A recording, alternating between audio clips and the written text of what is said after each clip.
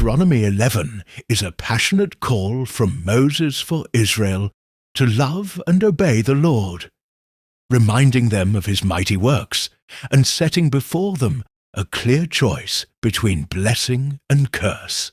Remember what you have seen. Moses tells the people to remember all that God has done, the miracles in Egypt, the crossing of the Red Sea, the destruction of Pharaoh's army, God's provision in the wilderness, the judgment of Korah's rebellion. Unlike their children who did not witness these events, this generation had seen God's power with their own eyes. Their obedience should grow out of remembrance. Love and obey the Lord. Moses repeats the central command, love the Lord. Keep his commands, hold fast to him. Obedience would bring strength and long life in the land promised to their ancestors, a land dependent on God. The promised land is described as different from Egypt. Egypt relied on irrigation from the Nile River, but Canaan would depend on rain from heaven.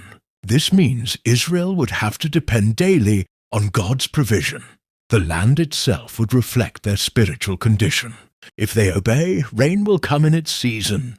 Crops and livestock will flourish. If they turn to other gods, the heavens will be shut. The land will dry up. Keep these words in your heart. Moses tells them to fix God's words in their hearts and minds. Teach them to their children. Talk about them at home and on the road. Write them on doorframes and gates. Faith must shape daily life, not just religious moments. A choice, blessing or curse. The chapter ends with a solemn declaration. Blessing if they obey the Lord.